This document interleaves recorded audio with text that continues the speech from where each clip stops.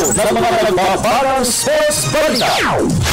Well-known boxing analyst attorney Ed Tolentino naniniwalang kayang agawin ni Pinoy challenger Janriel Casimero ang IBF flyweight belt mula kay Thai champion Amnat Ruenrong. Games and Amusements Board o GAB handang tumulong sa mga unpaid Filipino boxers. Olympian figure skater Michael Martinez namayani sa International Skating Union sanctioned 3-glove trophy sa Slovenia. Karagdagang slots para sa 2016 Rio Olympics. Aasintahin ng mga national tracksters sa mga paparating na qualifiers. International exposures para sa national men's and women's volleyball team. Nakalinya na.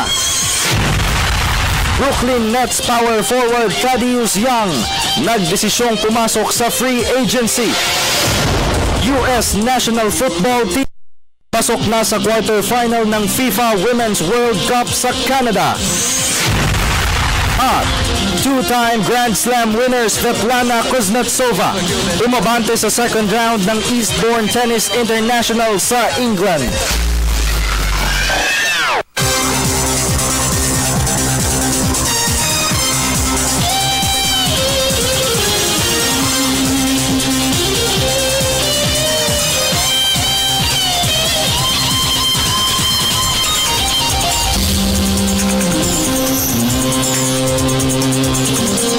Magandang inyo lahat. Ako po si Dennis Principe kasama si Miss Meg Siozon. Maghahatid sa inyo ng pinakahuling kaganapan sa daigdig ng palakasan. Sa boxing, kinampihan ni well-known boxing analyst attorney Ed Tolentino na si Pinoy hard hitter Janriel Casimero sa title challenge kontra Thai World Champion Amnat Ruenrong sa darating na Sabado. Ito ay kahit palalaban si Casimero sa harap ng hostile crowd sa Thailand para sa hangad na maagaw ang IBF flyweight rank mula sa veteran rival. Ang kabuang detalye ay ihahatid ni Mr. Rick Santos ng Sports Radio 918. Malaki ang tsansa ni Pinoy challenger Janriel Casimero na maagaw ang IBF flyweight belt mula kay Thai champion Amnat Ruenrong. Ito'y sa kabila ng angking galing sa ibabaw ng ring at taglay na experience ng 35 taong gulang na boxer na isa sa mga sikat na Olympians ng bansang Thailand. Ayon kay boxing analyst attorney Ed Tolentino, may sapat na lakas si Casimero dahil karamihan sa mga huling nakalaban niya ay mga world-class boxers. Dating IBF light flyweight ruler si Casimero pero napilitan siyang bitawan ng corona matapos na mahirap abot ang 108-pound limit. Pero di hamak naman na buhay na challenger ang ating pambato, ano? Kasi in terms of firepower lang, lamang na lamang itong si Casimero. And I think he is more focused now than ever, ano? Nakarecover na siya sa kanyang disastrous knockout defeat before. And I think sabi nga na, when I was able to talk to him, sabi niya, meron daw siyang device na secret weapon na siguradong pababaksakin itong si Amnat. And I think he really has to have that mindset. Naniniwala rin si Tolentino makikipagsabayan si Ruenrong, lalo pat hindi siya kilalang slugger simula amateur hanggang profesional. Alam naman niya na malakas ang suntok nitong si Casimero. So he will work on outboxing. Ganun din naman ang ginawa niya kay Xiao Jiming. Xiao, pag tumikit, hawa. Pag hindi sa suntok dalaw, the moment things get too uncomfortable inside, Amnat does not hesitate to hold and cut your rhythm. Ang 12-round title bout ni Casimero at Ruenrong ay daraw sa Bangkok, Thailand sa darating na Sabado. Itataya ni Ruenrong ang kanyang unblemished record na 15 victories with 5 stoppages habang ipaparada naman ni Casimero ang kartadang 21 wins, 13 by knockouts, 2 talo at 1 tabla. Para sa PTV Sports, Ricky Santos, Sports Radio 918. Samantala, gumawa na ng hakbang ang Games and Amusement Board o GAB para matulungan sina Filipino fighters Luisito Espinosa at Ray Loreto. Ito ay matapos sa hindi mabayaran ng mga organizers ang ipinangakong fight purse sa 2 kawawang boxers. At si Ms. Arian Malyare. Handang suportahan ng Games and Amusements Board o GAB ang mga nasubang Filipino boxers. Tulad din na former 2-division world champion Luisito Espinosa at current IBO light flyweight titleist Ray Loreto. Ito'y kahit pa limitado lamang ang pwede nilang maipaabot na tulong sa dalawang naagrabyadong fighters. Ayon kay GAB Chairman Juan Ramon Guanzon, sa kaso ni Loreto ay inilagay na nila sa blacklist ang South African promoter na si Sipatho Handi. Ito'y matapos na hindi niya mabayaran ang fight purse ni Loreto na $40,000 o 1.8 million pesos para sa title defense kontra South African challenger Nico Sinathi Joyi noong Marso.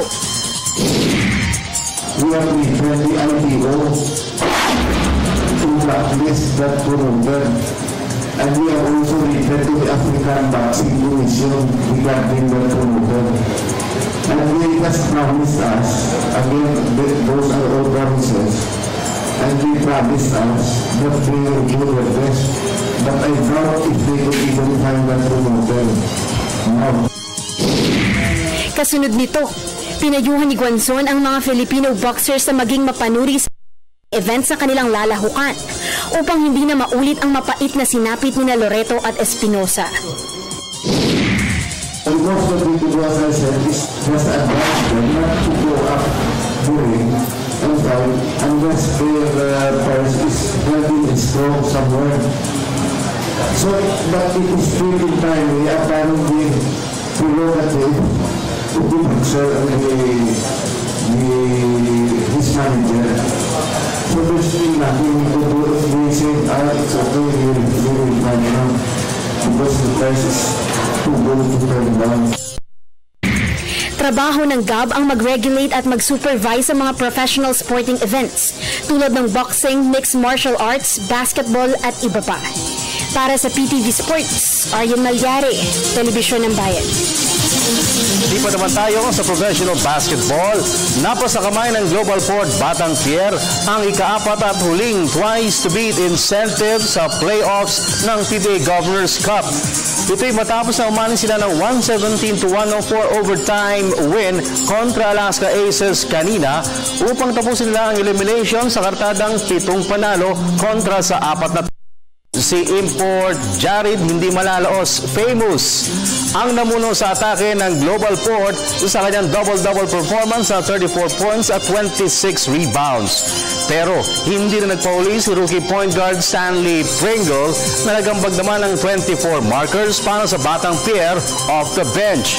Dahil sa panalo, tumapos sa 4th seed ang Global Port sa eliminations at ang makakatapat nila sa quarterfinals ay ang Kupunan na okupa sa panlimang pwesto sa standings ng season-ending tournament. Samantala, Rain or Shine Elasto Painters na hindi nila inaasahan na makakapagsubi sila ng twice-to-beat incentive sa playoffs ng PBA Governors Cup. Ito ay dahil nasadlak muna sila sa 1-4 win-loss start bago sila nakapagsalansa ng 6 na magkakadikit na panalo sa elimination round. Narito ang report ng aking kasamang si Dennis Principe. Isang malaking sorpresa para kay Rain or Shine coach Yeng Giao ang makakuha sila ng twice-to-beat advantage pagpasok ng playoffs ng ongoing PBA Governors Cup. Ayon kay Giao, target lamang nila ang pumasok sa top 8 matapos makalasap ng 4 na talo 5 laro ng E-Painters. Ngunit nag-iba ang kapalaran ng Rain or Shine nang itinalo nito ang huling 6 na laro kung saan ang nasabing winning streak ay nagbigay sa E-Painters ang 3rd spot sa pagkatapos ng elimination round schedule nito. Base sa kasalukuyang tournament format, twice to beat ang top 4 teams na mga makakalaban nitong last 4 participants ng playoffs. I was on the verge of giving up top 4. We were just trying to survive. I would have been at that point, I would have been very happy just to make the top 8 and not get eliminated. We went into a winning run. We went into a streak. So I guess you can adjust your expectations. Iginit din ni Giao na ang kanilang tiwala kay import Wendell McInnes ang isa sa mga susi kung bakit nakarecover sila buwan sa losing start ng rain or shine. Ito'y sa kabila ng pagbaba ng numero ni McInnes sa uling 6 na laro nito. Matapos mag-average ng 29.4 points sa unang 5 laro, bumaba ang per game average ni McInnes sa 25.6 points. Ngunit para kay Giao, isa itong senyales sa aktibo ang kanilang locals bago na nagkulang na magkaroon sila ng 1-4 win-loss start. We were very patient with Wendell. There were people suggesting that we replace him, but he was just working so hard. We saw how hard he practiced, and we gave him a chance, and he made up for the bad start. Samantalang habang naghihintay ng kanilang playoff opponent ay sumasailalim pa din sa mas dibdibang practice sessions ang rain or shine sa Nega Gym Hills, San Juan. Sa PBA pa rin, hindi namimili ng kalaban sa quarterfinals ng season-ending PBA Governors Cup ang San Miguel Beermen. Ito'y matapos na maagaw sa kanila ng Alaska Aces ang pagiging top seed sa elimination round. May report si Haji Caaminio. Hindi nakakaramdam ng panghihinayang ang San Miguel Beermen sa kanilang pagkabigo na tumapos na top seed sa elimination phase ng PBA Governors Cup. Ayon kay star forward Arwin Santos, kontento na sila sa kanilang kinalalagyan ngayon dahil ang mas importante sila ng twice to beat edge sa playoffs.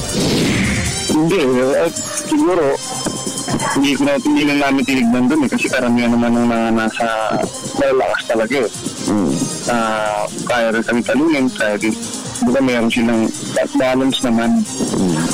So wala rin yung one or two importante ay may sinasabi o di ba natalo na kami rito yung team namin sa Davao, huwag na kami matatalo dito sa quarterfinal. Wala ring problema para sa Beermen kahit sino pa ang makatapat nila sa quarterfinal round. Oo naman, ready at same. Ang pinaganda nito, may oras pa kami to improve yung mga malilit na bagay. Hindi naman namin sinasabi na ma-perfect namin yung mga mali na may tatama namin. Kailangan kahit paano lahat ng mga mali namin na ginawa, ma-improve namin kahit 1% lang.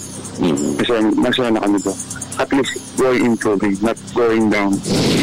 Tumapos na second seed sa eliminations ang San Miguel Beer matapos na tuldukan ng Alaska Aces ang kanilang 8-game unbeaten streak noong Sabado. Para sa PTV Sports, Haji Caaminio, Telebisyon ng Bayan. Narito naman ang isang good news. Harian ni Olympian figure skater Michael Martinez ang katatapos sa Triglav Trophy sa Slovenia. Sa kanyang nalikom na 184.84 total points, tinalo ni Martinez ang mga bigating foreign counterparts sa International Skating Union sanctioned event. Tumapos sa runner-up si Junyoung Lee ng South Korea, habang si Maurizio Zandro ng Italy naman ang kumompleto sa podium. Sa katunayan ng 18-year-old Muntinlupa City Pride pa ang nakasungkit ng Credit for Highlight Distribution Award sa bisa ng kanyang epektibong techniques tulad ng triple twist, double axel, triple loops at triple locks. Susunod na kompetisyon na paghahandaan ni Martinez ay ang Asian Trophy sa Taiwan sa buwan ng Agosto. Karagdagang slots para sa 2016 Rio Olympics. Aasintahin ng mga national tracksters sa mga paparating na qualifiers. Yan at ang iba pang mga kaganapan sa local sports scene sa pagbabalik ng PTV Sports.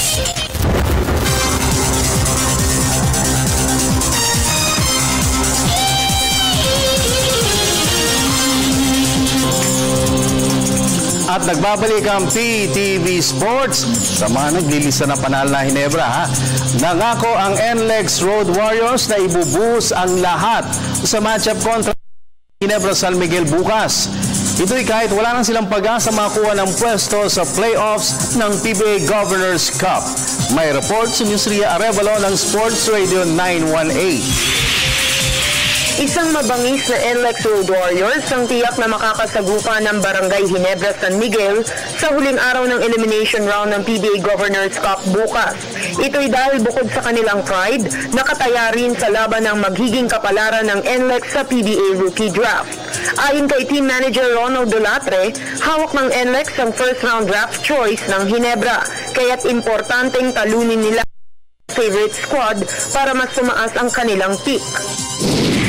Based on my own calculation, although unofficial, if we beat them tomorrow, there's a chance na bababa sila, and alam naman natin pag bababa, tataas yung draft pick nila. So from 6, I think if we will beat them, magiging number 5 yung draft pick. So ganun ka-importante, isang motivation yan para sa team. Samantala, ibinalita naman ni Dolatre na posibleng magkaroon ng major revamp ang NLEX sa susunod na season ng liga.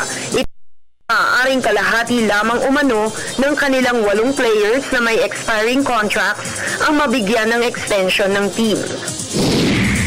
Yun naman yung plan namin before. In the next 2 years, tinitingnan namin na when we assess the team, when we vote from Air 21 last year.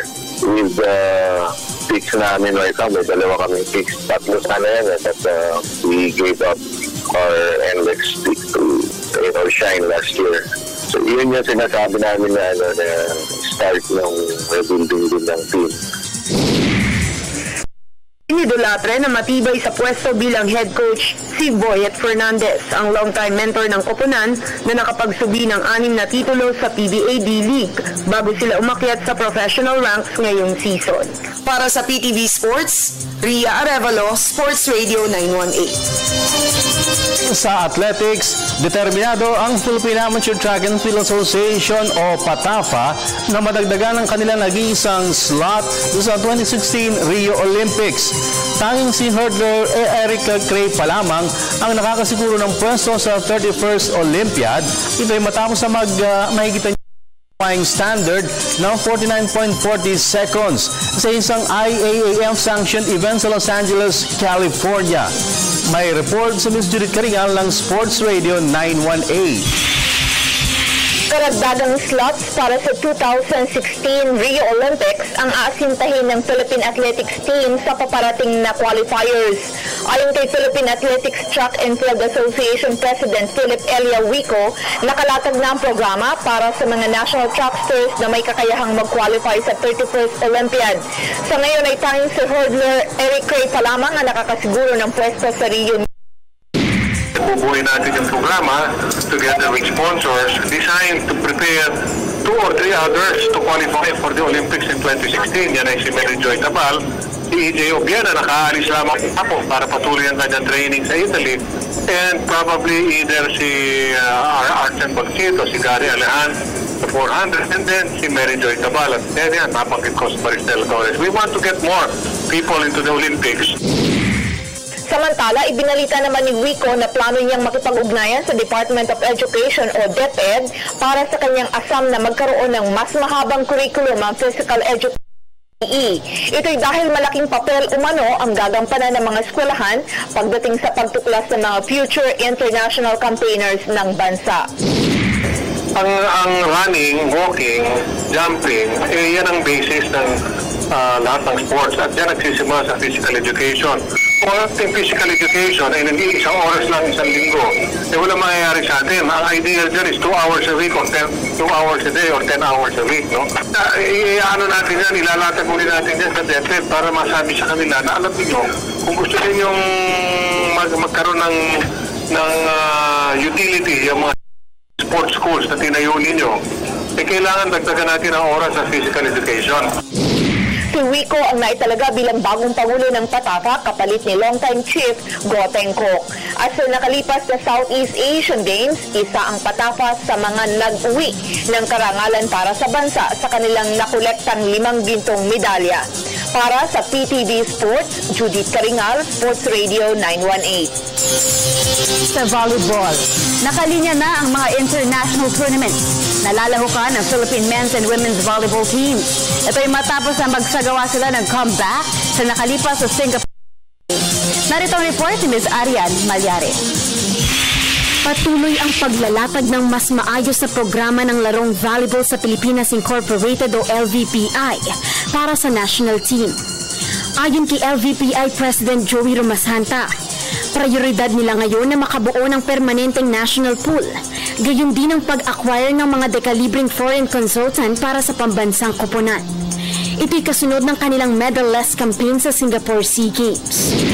Desisyon na kagad yan, kung ano uunahin and in terms of priority, and also at the same time, kung gaano kadali natin mga sponsors natin to support this particular two teams. Mapaplano na natin yan. Kasi kung magpapatryout naman tayo, need to serve notice to all. Assuming in principle, sa isang buwan, okay na lahat. Nandiyan na yung sponsor, nandiyan na yung programa natin, na-identify na natin ang coaching staff, at saka yung foreign coach. Kung umpisa na natin ngayon yan, palagay ko naman by 2017, we are going to be a team to reckon with. Ibinalita rin ni Romasanta na plano nila na ipadala ang Philippine Super League champion Petron Blaze Lady Spikers sa Asian Women's Club Volleyball Championship sa Taiwan sa Agosto. Signal HD Spikers sa Asian Club Meet sa Vietnam sa Setyembre. Dalawa yung isang August at isang September. Kaya mga sponsor na yan, ang pagkaintindi ko, yung lalaki ang mag-sponsor ng signal, yung club nila, yung club team nila. At saka yung sa babae naman ay yung Petron dahil sila nag-champion. I'm sure nagpa-practice sila, Yun ang balita ko sa PSL, pagkat hindi na naman siya napapabayaan yan, tuloy-tuloy naman ang ensayo nila. So, nakataya rin naman yung pangalan ng mga club sila para pagdating ng panahon ay meron naman sila, nakahanda naman sila. Bukod sa Asian Club Championships, pinag-iisipan rin ni Romasanta kung magpapadala sila ng koponan sa Vietnam Invitational Open sa susunod na buwan. Para sa PTV Sports, Aryan Malyari, Telebisyon ng Bayan. Binuwelta naman ng Philippine Olympic Committee o POC ang ilang kritiko na kumekonsyon sa kakayahan ng bansa na mag-host ng 2019 Southeast Asian Games. Nagbabalik si Ms. Aryan Malyari. Dismayado ang pamunuan ng Philippine Olympic Committee o POC sa negatibong reaksyon ng ilang kritiko sa plano ng bansa na tumayong punong abala ng 2019 Southeast Asian Games. Ayon kay POC First Vice President Joey Romasanta, ikinalungkot niya ang pagkwestiyon ng ilang kapwa Pilipino sa kakayahan ng bansa na mag-host ng Biennial Regional Sports Fest. Gayong wala naman umano silang narinig na pagtutol mula sa mga Southeast Asian neighbors. Yung ibang countries, talaga pinagpupursihan yan na sila mag-host. Alam mo, nung inano yan doon sa Executive Board ng SEA Games Federation, wala man nag-check. Sabi ng Thailand, ready kami anytime. Pero kung sasabihin ng Philippines, hahawakan nila, hindi na kami magpipili. Sinabi nila mabuti pa yung ibang bansa, may tiwala sa atin Alam naman natin ang kondisyon ng Pilipinas But these are good reviews. So, kung ano meron kayo, okay lang ka sa amin. We will make do what you have. Tutulong naman kami. Yun ang sinabi nila. Sakaling opisyal na makuha ng Pilipinas ang hosting rights ng 30th SEA Games, tiwala si Romasanta na mahihigitan ng bansa ang matagumpay na hosting ng 2005 meet, kung saan na mayagpag sa medal standings ang mga national athletes. Magaling naman tayo mag-organize at alam naman natin nung natuto. So, bakit hindi? Nagawa natin nun Bakit hindi na tayo gawin? Of course, we cannot do it in the same manner as Singapore did it. Pwede naman natin bawasan ng gaya ng Singapore, sports and events, para hindi gano'ng magastos. Ayaw natin yan, bakit hindi? Nagkaroon ng pagkakataon ng Pilipinas na muling mag-organisa ng SEA Games matapos na mag-beg off ang original 2019 host na Brunei Darussalam. Para sa PTV Sports, Aryan Malyari, Telebisyon ng Bayan. Samantala, ibinaling na ng Meralco Bolts ang atensyon sa kanilang huling asignatura sa eliminations kontra Kia Carnival bukas. Ito'y matapos sa masaklap na kabiguan sa kamay ng Rain or Shine Elasto Painters noong isang gabi. Narito ang report ni Haji Kaamino. Handang kalimutan ng Meralco Bolts ang dinanas na heartbreaking loss kontra Rain or Shine Elasto Painters noong isang gabi. Ito'y kahit pabahagyang lumiit ang kanilang tsansa na makapagbulsa ng twice-to-beat incentive sa playoffs. Ayon kay Meralco Power Forward Raynel Hugnatan, ibinaling na nila ang atensyon sa kanilang huling asignatura sa eliminations kontra Kia Carnival bukas. Dapat kami ng top 4 so wala tayo Oo, kasi din sa kanila Kumbaga yung standing namin, dikit-dikit nga. So kailangan manalo sila. Kahit kailangan kami manalo. So parang siyempre last game na yun eh. Kumbaga para dun sa standing na para playoff. So kailangan i-boost. Hindi rin itinanggi ni Hugnatan na malamyang depensa ang dahilan kung bakit hindi naging maganda ang kanilang kapalaran sa huling bahagi ng eliminations. Siguro yung time na yung defense siguro pa rin namin. Kailangan namin i-improve mga ganun. Yung mga hold move, Sa ngayon ay hawak ng Meralco ang 5-5 win-loss card at kahit pa yumukod sila sa Kia ay nakasisiguro na sila ng pwesto sa quarterfinals ng season-ending PBA Governors Cup. Para sa PTV Sports, Haji Caaminio, Telebisyon ng Bayan. Samantala, isinusulong naman ng mga top sports leaders ng bansa ang aumento sa buwan ng sweldo ng mga national coaches sa bawat NSAs. Ito'y upang masubaybayan umano nila ng husto ang training at conditioning ng mga national athletes. Para sa detalye, narito pong muli si Ms. Arian Malyare.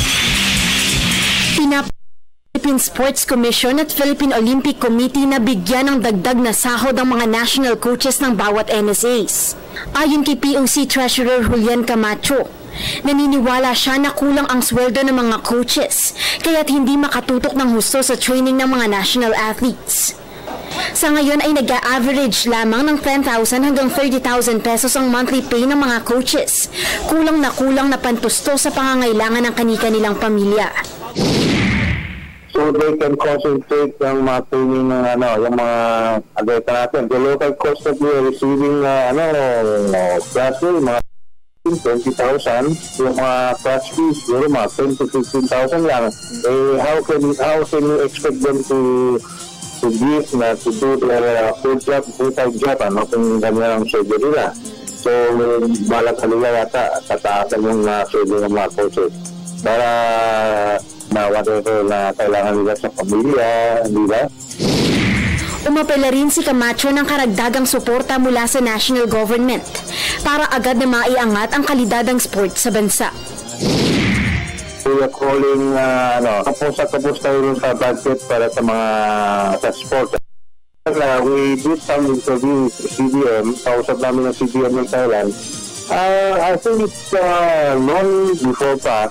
They are spending almost 5 billion yearly for Thailand athletes, siguro 5-6 times than what we are spending here in the Philippines. No? So medyo dihado nga tayo because of the lack of funds. Para naman ng sports, when we go out for training, when we go out for championship, for exposure ng mga atleta, pera ang usapan din. Sa Singapore SEA Games, umangat lamang ng bahagya sa medal standing ang Team Philippines sa kanilang 6th place finish overall. Kaya't kabi-kabila ang panawagan para iangat ang estado ng Philippine sports.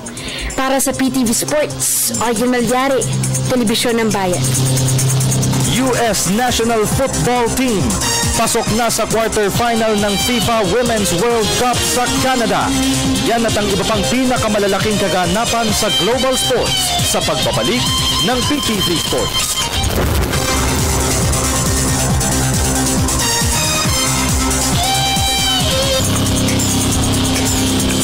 At nagbabalik ang PTV Sports sa NBA. Nagdesisyon si Brooklyn Nets power forward Thaddeus Young na pumasok agency.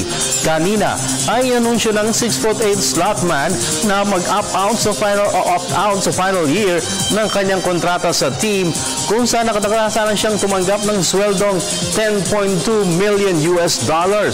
Hindi naman kinagulat ng Nets management ang desisyon ni Young, lalo pat matagal na umunong nagpahiwatig ng kagustuhang lumipat ng team ang 27-year-old American Cager. Na-acquire ng Nets si Young mula sa Minnesota Timberwolves sa trade deadline noong nakaraang season kapalit ni veteran center Kevin Garnett. Siya ay may career averages ng 13.8 points, 0.5 rebounds sa mamalagi ng 8 seasons sa liga. Samantala, tunghayan naman natin ang iba pang mga tampok na balitang sports sa labas ng bansa. Sa report ni Ms. Cecil Kimlat ng Sports Radio 918. Buhay pa ang title bid ng US national team sa FIFA Women's World Cup sa Canada. Kanina ibinlangko ng mga American Lady Booters ang Colombian counterparts 2-0 upang umusad sila sa quarter-final round. Ang dalawang goals ng US 11 ay nagmula kina forward Alex Morgan at midfielder Carly Lloyd at ito ay parehong nagawa nila second half. Ang round of 8 opponent ng US ay ang China at ang kanyang enkwentro ay itinakda sa darating na Sabado. Sa men's tennis, nalampasan ni local bet Aljas Bedene ang mabigat na pagsubok na kinaharap sa pagsisimula ng kanyang kampanya sa rain-delayed Nottingham Open sa England. Kagabi ay nangailangan ng Slovenian-born British netter ng 3 sets bago niya napauwi si unseeded Diego Schwartzman ng Argentina, 6-1, 6-7 at 6-2 sa opening round. Walang hirap na inangkin ni Bedene ang opening set bago nauhusan naman siya ng Argentine rival sa tiebreaker ng sumunod na set. Sa kabutihan palad, nagbalik sa tamang hataw ni Bedene sa third and deciding set kung saan 2 beses siyang nakabreak upang tuluyan niyang iselyo ang panalo. Ang susunod na makakabangga ni Bedene ay si 8 seed Adrian Manarino ng Pransya. Sa women's tennis, umabante sa second round ng Eastbourne International sa England si two-time Grand Slam winner Svetlana Kuznetsova ng Russia. Ito ay matapos na dispat sa hinga si unseeded Magdalena Dibarikova ng Slovakia sa straight sets 7-6 at 6-4 kagabi. Na-convert ni Kuznetsova ang lahat ng kanyang 4 na breakpoint chances upang maikasa ang pakikipagsagupa kay Flavia Pennetta ng the round.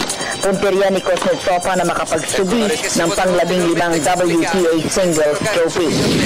Sa boxing, pinaplano ni Mexican superstar Juan Manuel Marquez na magbalik sa ibabaw ng ring ngayong taon. Ito'y sakaling makarecover siya ng husto mula sa knee problem. Na-layoff ng mahigit 1 taon, kasalukuyang sumasalang sa rehabilitation si Marquez upang maibalik sa tamang forma ang kanyang right kneecap. Umaasa ang 41-year-old counter-puncher na makapagsasagawa siya ng comeback fight sa buwan ng Oktubre o Nobyembre matapos na umani siya ng unanimous decision win kontra American rival Mike sa kanyang pinakahuling laban noong May 17, 2014. At sa cycling, isang araw bago ilabas ng Denmark Anti-Doping Agency ang kanilang major report, umamin si retired cyclist Nicky Sorensen na gumagamit siya ng banned substance sa kasagsagan ng kanyang professional career. Pero inabsuelto ng 4-time Danish National Road Race Champion sa kanyang doping involvement ang kanyang dating team principal na si Jan Ries. Nagsimula ang professional career ni Sorensen noong 1999 kung saan nakasungkit siya ng tig-iisang stage victory sa 2005 Spanish Vuelta at 2009 Tour de France. Nagretiro noong 1 taon. Para sa PTV Sports, Cecil Kimlat, Sports Radio 918. Alam niyo ba na ang kite flying o pagsasaranggola ay kinakareer sa bansang Thailand? Sa nakalipas na 1,000 taon ay nagsilbing pastime ng mga Thais ang kite flying na sinasabing namana nila mula sa mga Chinese noong Sukhothai period. Sa katunayan, naging bahagi pa ng religious at royal ceremonies sa Thailand ang kite flying bago formal na ipinakilala bilang isang competitive form of sport sa nasabing bansa.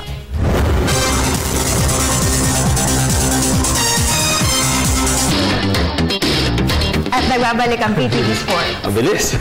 Ganun mabilis. Hello, good evening everyone. ¿Cómo está? Como esta? ¿Cómo está? Sige. Okay lang. Sige, salta muna kayo dyan. Dito telepono natin. Genki desu. Alright. Pag sa Japanese, Genki desu ka? Kumusta ka? Ano reply mo doon? Genki desu. Japanese. Genki desu. Genki desu. Ganun lang. Tatanggalin mo lang yung ka. Anyway, nako. Ito, shift muna tayo from basketball, boxing muna tayo. Oo, yun nga pala, yung supportahan po natin, ito naman is our own way of supporting ang ating mga kababayang Pilipino na lumalaban abroad. Janrel Casimiro, yung balita po natin kanina, diba, nakita niyo, lalaban championship, sa Lapit na. Sa Thailand. Sa ibang channel, walang story doon Sa Bangkok. Pero Pilipino yun. Oo. At lalaban sa World Championship. So, nandun na po siya ngayon sa Thailand. At yan ang ating question of the day sa mga boxing fans. Okay, so Meg. At ang question of the day natin is...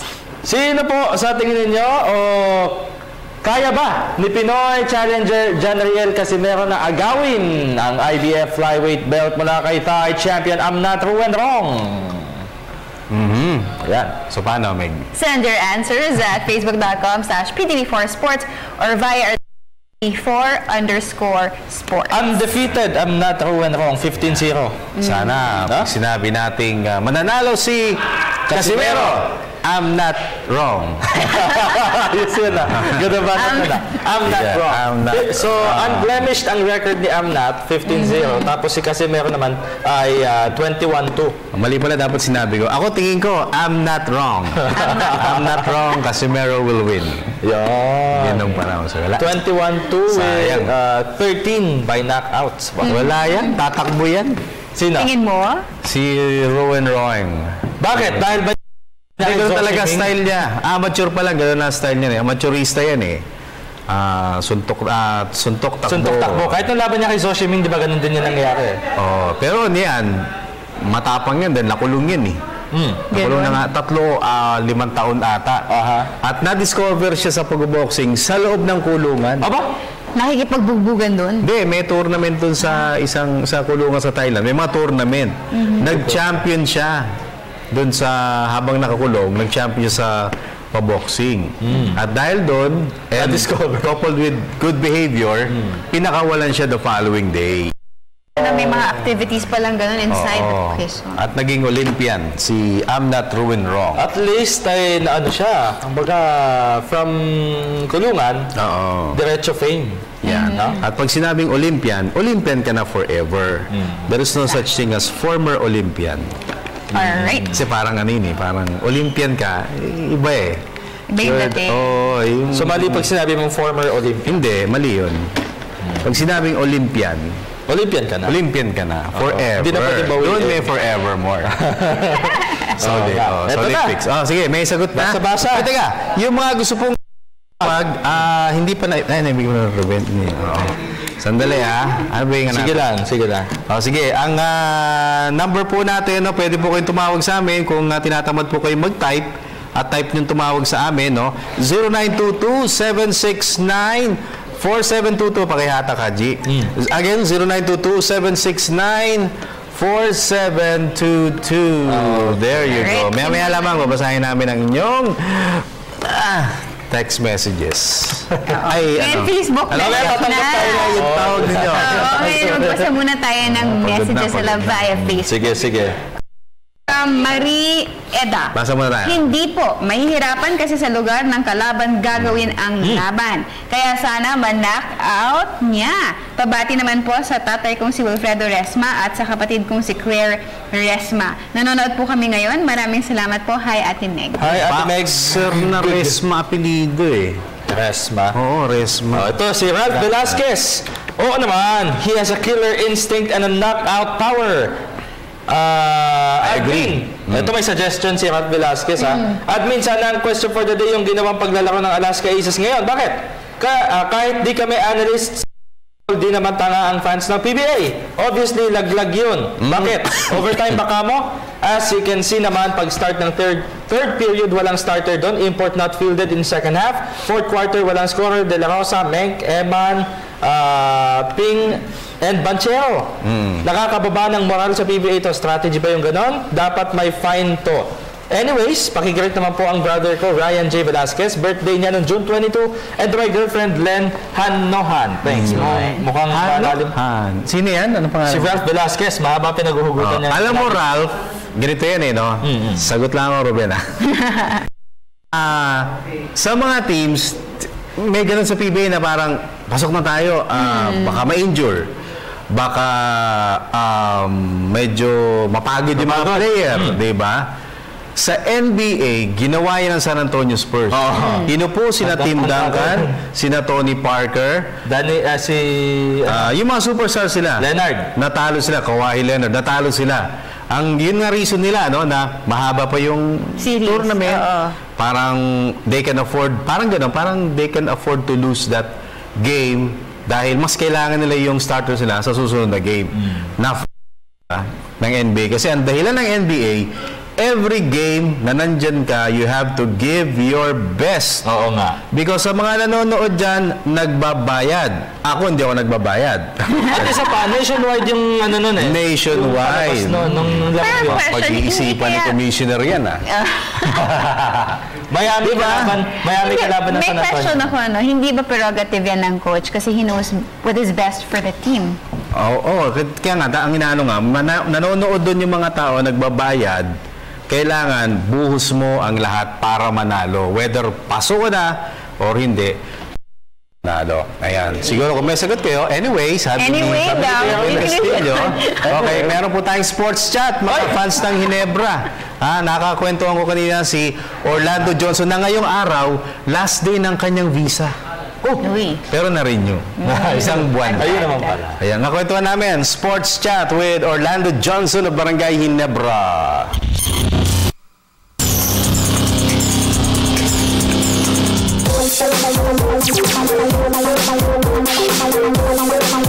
It's the first time for me to talk to you, but overall, how do you like your stay here, both in basketball and life here in the Philippines? It's been a great experience, man. Getting a chance to meet, some of my teammates, the people, getting a chance to, be involved with the culture. It's been a great experience for me. Something I definitely will not forget. Yeah. And before coming here and you playing for Ginebra, did you have an idea as to how people in the or support this team? I didn't really know. I just heard a lot about it. A lot of people have been writing me about it. How much support Ginebra brings every game, every year, every day. I was really honored and to be chosen to play with this team and be a part of this, and hopefully build on something that they can take forward with them and hopefully win some championships. Yeah. And a while ago, I learned that you had your fans day meet and greet. It's rare for imports to do that here. I don't know why, but what made you decide to have one for you and your fans? Well, I just thought it was real important that all the support and love they've given me since I've been here, that I definitely give back to them. Because without them, then it's just another import coming in and out. But it's special being a part of this team, and I just wanted to give them a little something of my appreciation. Okay, it seems that you're playoff bound, but talking about your plans after the season, I'm sure you have that plans of getting back to the NBA, but how close are you into getting back to that team? I think I'm very close. I think I'm right on the cusp. And my time is coming, so I'm ready. I think this has kept me in pretty, really good shape playing here, and just getting better on my game. And I think I'm ready for that next step and being back in the NBA. Okay, and here in the Philippines, we've been talking about one or two players the NBA, historic first, if ever. You having the chance to play with Filipino players, how far are we in terms of us seeing a Filipino player playing in the NBA? It's tough. A lot of the guys, some might not have the size, might not have the athleticism, or it's just. But I feel like there's a few guys that can definitely play. Have the athletic ability, that do have some size, but it's all about when you get to that level, everybody has that ability. What's your your idea to play, how well your offense and your defense. Those are the little things that can separate you from the NBA, and I feel like some guys, if they really honed in on their skills and worked on their craft, they'll probably have a shot. And then based on what you saw and the way we've been playing here, who do you think is the closest in terms of having the skills, the mentality, the IQ, like what you mentioned, that you played for and against here in the PBA? Let's see. I feel like the closest one would be my teammate Japeth.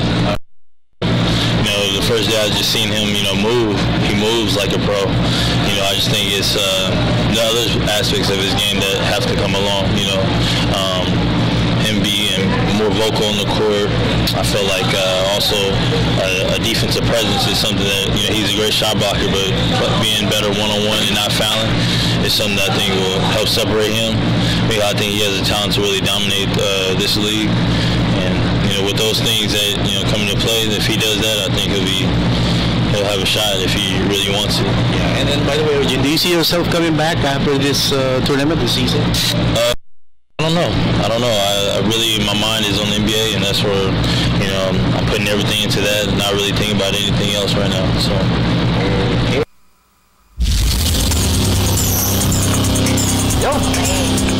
Orlando Johnson. Yes. OJ. Very, ako mukhang isang caller lang tayo. Mag-call sa tayo. Oo, sige, mag-call na. Nakapagbusa na naman tayo, ano? Yes. Isang call lang. Sige, call na tayo. Hello, good evening PTV Sports. Sino po sila? Hello? Ay, naka-off. Hello? Ayan, one more time. Hello po. Kung pangalan nila? Hermogenes Magdalena. Hermogenes. Magdalena. Tagasan. Tagasan si Hermogenes. Ermita, hindi. Ay, nagkatag sa Maria po ko. Kanto po ako na ang PDP Sport. Ay, salamat po. Tagasan po kayo? Mang Hermogenes.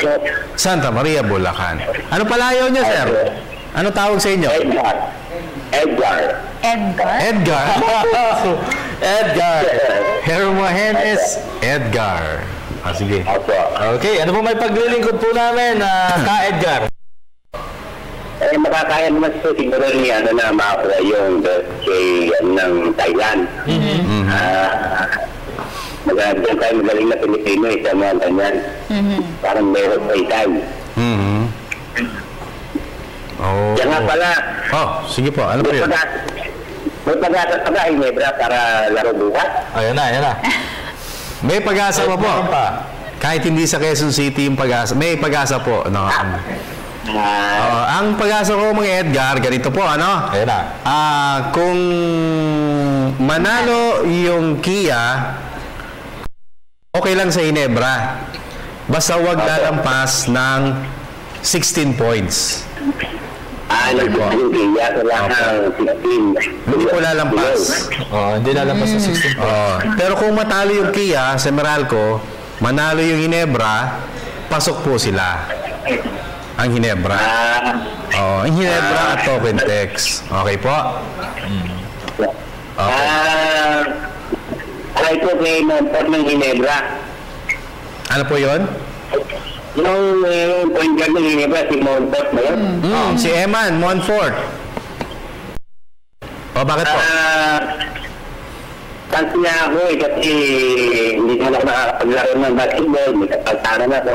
Ganun po. Sapatos po sa kanya, paarbor na lang po ng sapatos niya. Paano? Paarbor daw ng sapatos ni Eman Paarbor. Ganun. Sige. Para pahabot mo kay Idol Monfort. Idol niya. Bumisita ulit sa sana nanonood si Eman, si Ka Edgar, taga Santa Maria, Bulacan. Ano po bang kapansanan niya, sir? Polio po ako. Polio. Pero, hulaan ko lang, siguro yung idol si Eman dahil, kumbaga, parang sa buhay, si Eman kahit maliit, palaban, di ba? Yun nga po ang nahangaan ko sa kanya. Tsaka napakabait ng tao na yan, si Eman. Lagi po siya, dapat lagi po siya pinapasok may coach sa Ambilin. Oo nga, kita last time, 12 points ang ginawa, best player of the game, di ba? 9 rebounds pa nga yata, no? 8 rebounds. Height doesn't matter. Di ba? Talagang. Okay. Mang Edgar, may mapatid po kayo? Binabati ko po yung mga sa Riyadh. Sa Riyadh, Ating Elena at saka si Esther Magdalena. Ay po sa kanila, fast food din ang Ginebra yung mga anak ko na yun. Ganun po ba? Sige, Mang Edgar, sabihin nyo sa nanay nyo na ptv.ph para mapanood ho tayo ng live. nga. ptv.ph. Live po tayo nila mapapanood. Ay, manonood na po yan pagka laro ng Ginebra sa live streaming. Dito na rin. Manood na rin sila dito. Okay. Salamat po. Nakapagkakaroon kay Idol Monfort yung agor po yung sapatos. Thank you po. Sige po, sabihin natin. Eman Monfort, no? Eman, pa-arbor daw nung ng sapatos mo. Salamat po, Mang Edgar. Hindi naman. Okay po. Good luck sa PTV. Okay, salamat po. Maraming salamat po. Mabuhay po kayo, Mang Okay, sige, basa pa tayo. Okay. Alright, from Ronald Garcia, sabi niya, kaya yan, basta wag nang papaabuti ng desisyon. Knowing Thailand, alam nyo na.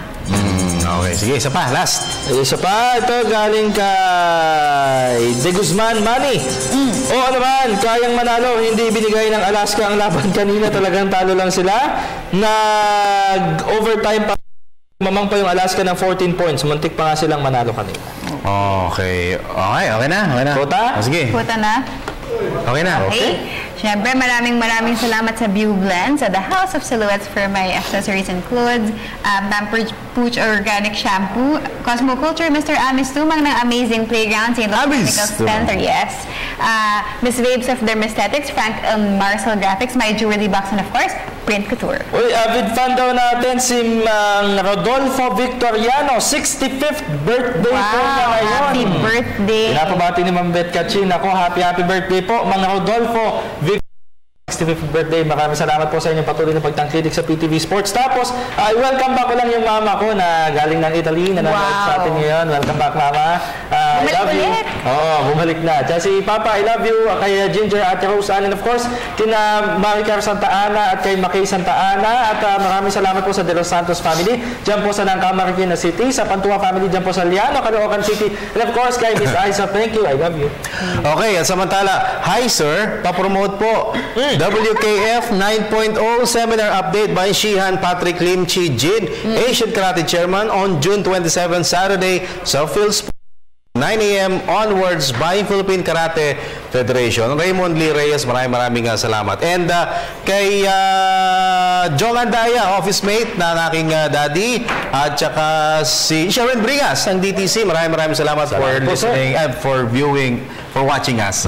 And my wife Pinay, I love you, Prince Ian, Prince Zoe, Mami Base, Mami G, Daddy Dan, Mamalaw, kay Kuya King, kay Kuya Bunso. And we hope you enjoyed, mga kaibigan, ang presentation po natin ngayon ng PTV Sports. Samantalang Sports Radio, maraming salamat din sa inyong suporta. Ako po si Dennis Principe. Meg Siozo. And Haji Ka Amin. Hanggang bukas, ito po ang inyong paboritong PTV Sports.